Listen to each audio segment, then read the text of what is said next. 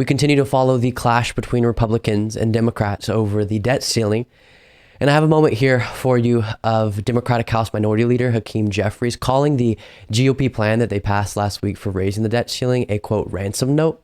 Before we take a look at that moment, though, let me do what I didn't have a chance to do last week and quickly summarize what this Republican plan is putting forward. This is what they're threatening to devastate the economy over.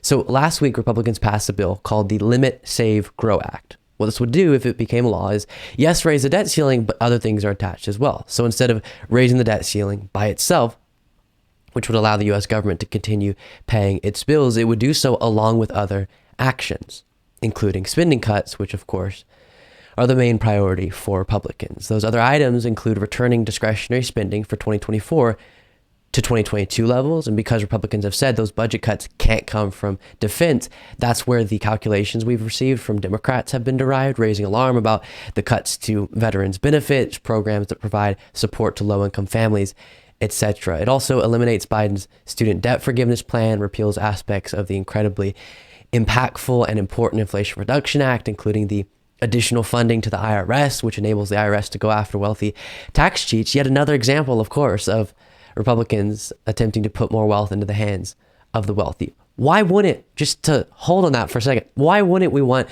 to get taxes from individuals who are cheating out of their taxes, meaning we should be getting that tax revenue, and they happen to be wealthy so they can afford to pay the amount they're obligated to?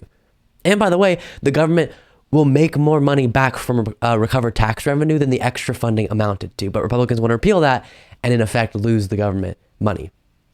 The plan reallocates also COVID relief money, changes the SNAP or food stamps work requirement age from 50 to 56, which would kick countless low-income people off of SNAP, essentially preventing them from being able to buy as many groceries as they need.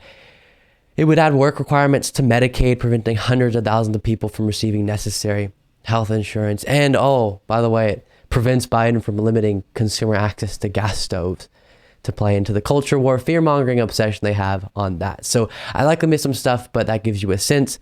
And here is House Minority Leader Hakeem Jeffries. House Democrats worked with former President Trump 3 times to make sure we avoided a default and raised the debt ceiling. Without partisanship, without showmanship, without gamesmanship. And that's what the extreme MAGA Republicans should be doing right now. And as we've indicated, we will have a conversation with House Republicans about the budget, about future spending priorities, about which type of investments should be made to continue to have a strong and robust American economy into the future. We are willing to have that conversation. President Biden has produced a budget. House Republicans produced a ransom note.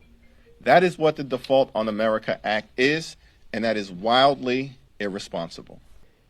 A ransom note, I think, is a good way to describe it. And then this is from The Hill, reporting on multiple entities warning shortly before the bill is actually passed on the devastating impact of, if they were to be implemented, these spending cuts. Agencies across the government are sounding the alarm over the potential impact of steep spending cuts included in a Republican-backed proposal. Officials from nearly 20 agencies, including from Department of State, Treasury, Housing and Urban Development, Education and Veterans Affairs, as well as the Social Security Administration, wrote letters over the past several weeks warning of what a return to 2022 spending levels would mean for their offices next year. And then it dives into the specifics, but we'll stop there. And then I also want to circle back to 2 aspects of this that cannot be ignored. Raising the work requirement age for SNAP benefits and adding work requirements for Medicaid would be devastating to hundreds of thousands, if not millions, of Americans. It's been researched plenty, and adding those requirements is not an effective way to get people back to work who could be working, but it is an effective way to kick countless people off of their necessary health insurance plan and prevent them from having subsidized food. Plus, when this has been tried in states, often the individuals who are exempt from working because they aren't able-bodied, for example, have a hard time filling out the proper paperwork to exempt themselves from the work requirement and thus get kicked off the program anyways. That's what Republicans want to crash the economy, or are threatening to crash the economy over. taking food and healthcare out of the hands of the poorest Americans. Truly absurd. Another thing on this, during a recent segment relating to the debt ceiling, I summarized why the phrase Republicans are threatening to devastate the economy over this plan is a correct statement by explaining the reality of the debt ceiling. And I had a few of you reach out and say that was helpful, because we talk a lot about these subjects, but too often forget to ever go back and break down some of the foundational facts about them that are crucial to understand kind of the day-to-day politics of it. So in case you missed that segment, to quickly summarize again, in 1917, Congress implemented, which, remember that this isn't something that has to be in place. We could remove the debt ceiling altogether. But in 1917, Congress implemented a limit to how much the federal government could borrow, how much debt could be acquired. So now every time we get to that limit, Congress has to vote to raise it. What this means is if Congress were to say, no, we aren't raising it, then the U.S. government wouldn't be able to borrow more money to continue fulfilling its financial obligations. As Treasury Secretary Janet Yellen said, that means Social Security and Medicare benefits, military salaries, interest on the national debt, tax refunds, and other payments would not be able to be paid out.